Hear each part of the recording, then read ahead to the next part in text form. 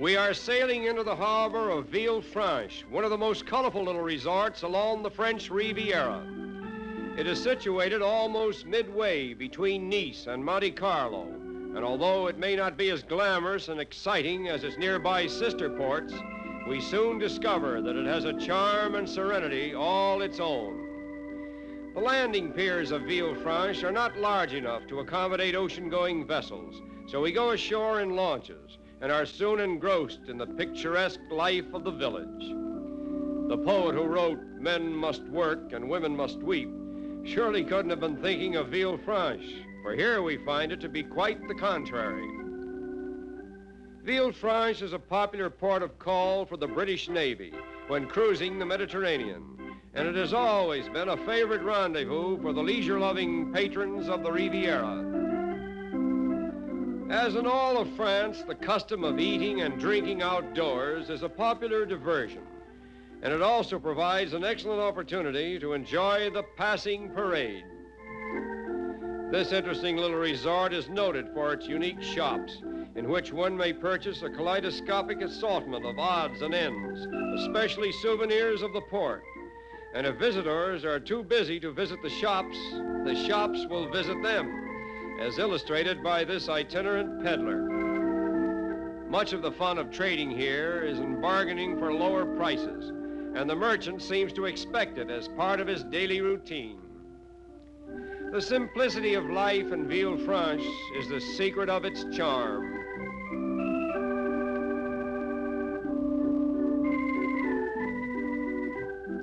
Aside from tourists, Villefranche has been a source of inspiration to artists for centuries.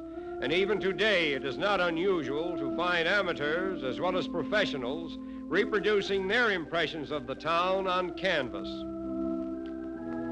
Many of the old world paintings that now grace the art institutions of the New World were born in the humble hearts of artists like this, men who never knew from whence or from whom their next meal might come. On the beautiful Côte d'Azur, or Blue Coast, lies Nice, the fourth largest city in France, where over 250,000 inhabitants live, work, and play in an atmosphere that blends harmoniously with the past and the present. Nice, which is of Phoenician origin, was once burned to the ground by Barbary pirates, and through the centuries it was besieged by various powers. Until 1860, it became part of France. It was bombed in 1944, but it has since recovered to a degree of normalcy that attracts the elite of the world to its shores. Here in this utopian setting, blessed with fabulous promenades, villas, restaurants, casinos, theaters, and more than 250 hotels, people live gaily and lavishly. Eat, drink, and be merry, for tomorrow we die, appears to be the current motto of Nice. The Riviera, meaning coast or seashore, borders the Mediterranean from Cannes, France to Spezia, Italy. And there is no more fascinating drive in all the world than the one called the Grand Corniche, which follows the Riviera from Cannes to Monte Carlo. Here at Cannes, we are intrigued by the colorful assortment of boats that enliven the harbor at all seasons of the year, but particularly in the summer season, when boatmen from all parts of the Mediterranean anchor here for a holiday on the Riviera.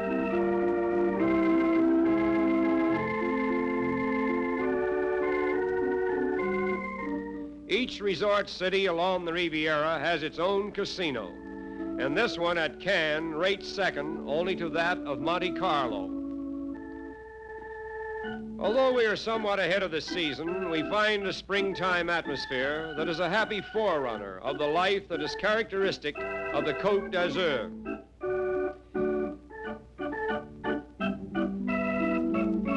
In contrast with the large cities and gayer life along the Riviera, there is a backdrop of little villages, just a few miles from the seacoast, and foremost among them is the quaint little village of St. Paul, resting snugly in the foothills of the Maritime Alps.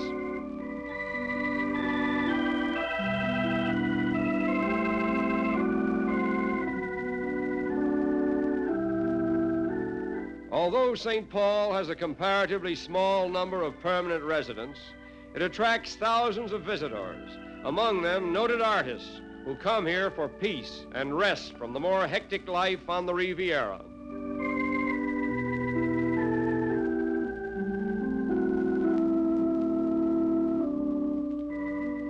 And here again, we enjoy the characteristically appetizing food of France, served in the open as usual, along with the choice wines of the country.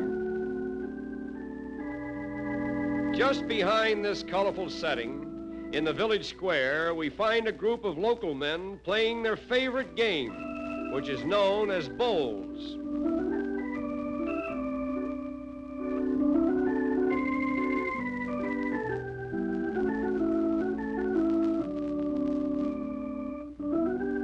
The purpose of the game is to see how near the player can roll the larger balls to the small one.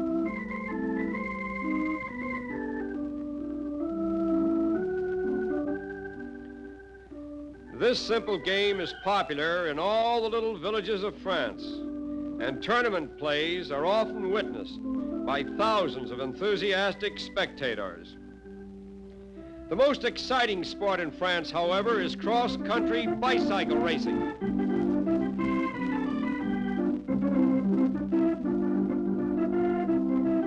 And now let us go for a walk through the older section of the village. And walk we must, for wheel traffic is out of the question in the narrow thoroughfares of St. Paul. Wherever we look in this quaint little village, we are impressed by its picturesqueness and the simple manners and customs of the native people.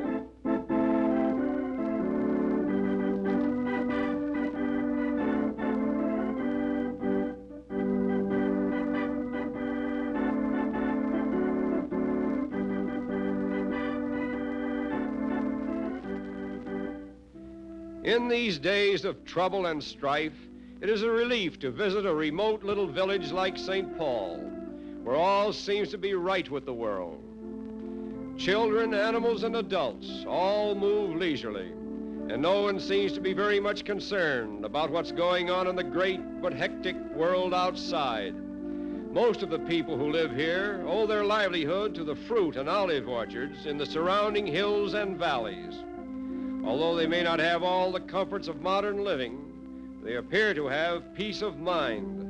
And that's something our modern machinery has not yet produced. And it is with this thought that we most reluctantly say farewell to the little village of St. Paul.